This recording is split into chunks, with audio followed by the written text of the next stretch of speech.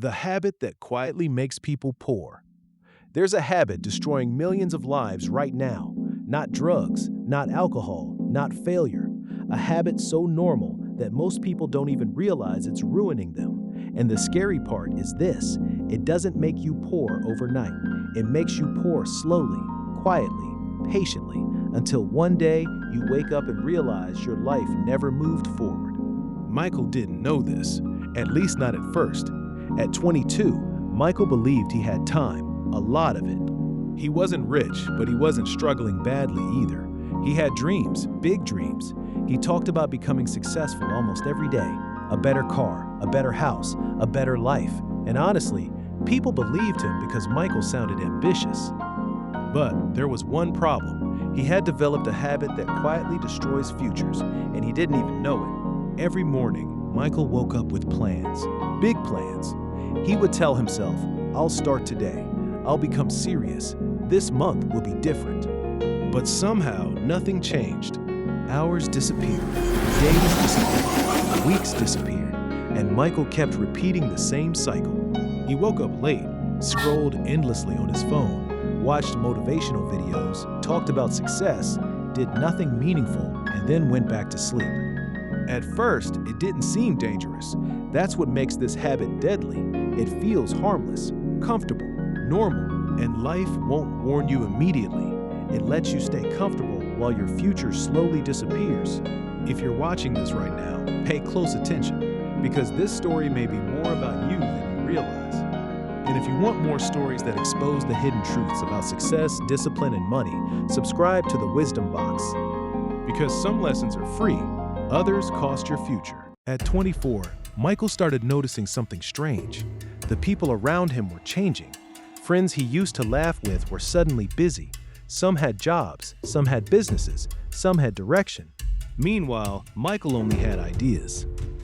And there's a dangerous difference between dreaming and doing. One changes your life, the other wastes it. But Michael kept telling himself the same lie: "I'm still young." That sentence became his prison.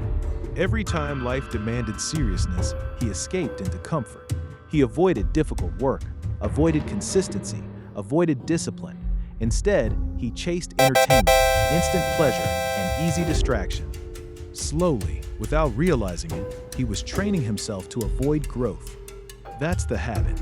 The habit that quietly makes people poor is addiction to comfort. Not laziness, comfort. Because comfort feels safe, but it slowly destroys ambition. Michael didn't notice it happening. That's the worst part. He still felt busy. He still felt motivated. He still watched successful people online. He still talked about changing his life. But every single day, he chose comfort over progress, and life was taking notes. At 26, reality started knocking louder. Bills increased, pressure increased, expectations increased. But Michael hadn't increased. He was the same person with the same habits, the same mindset, and the same excuses. Then one night, something happened that changed him forever. He attended a reunion with old friends, people he grew up with, people who once struggled just like him. But now they were talking differently. Investments, business plans, marriage, property, goals. Then someone asked Michael a simple question, a harmless question that shattered him inside. "So Michael, what have you been building these past few years?" He froze, smiled awkwardly, tried to joke, but deep inside, panic started growing because for the first time in his life, he realized something terrifying. He had been busy doing nothing. That night, he couldn't sleep. He replayed his life over and over again.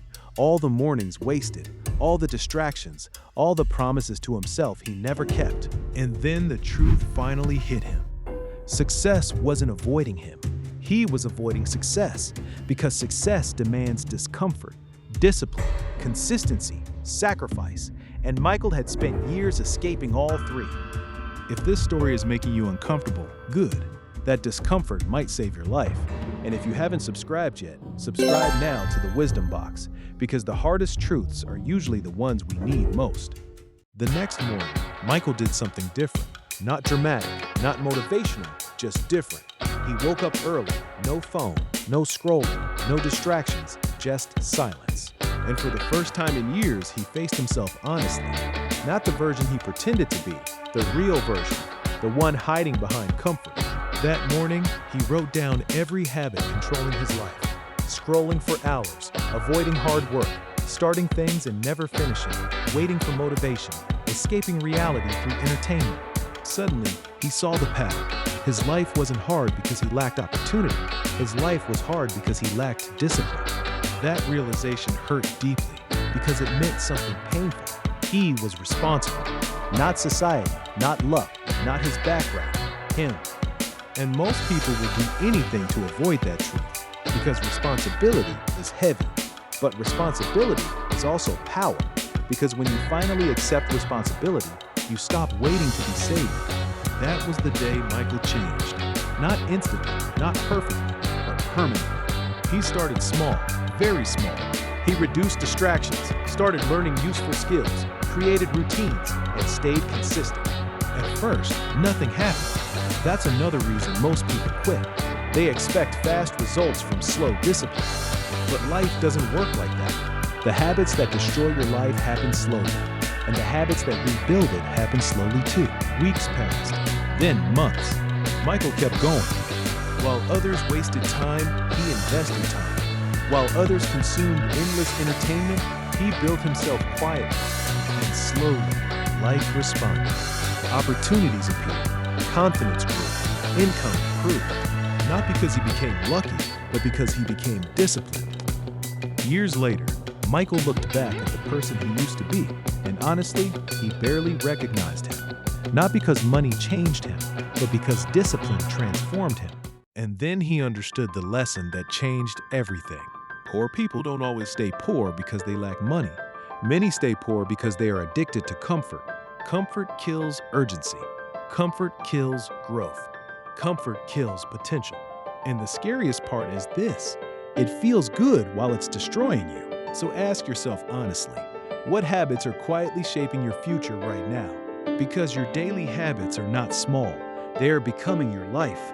One day, your future will reveal the result of what you repeatedly chose, not what you wished for, not what you talked about, what you practiced.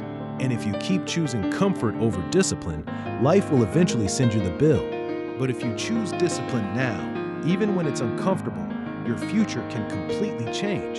So don't wait for pain to force you to grow. Grow before life humbles you. If this story spoke to you, share it with someone who needs this wake-up call. And subscribe to the Wisdom Box for more deep stories about money, discipline, success, and the truths most people learn too late. Because some lessons are free, others cost your future.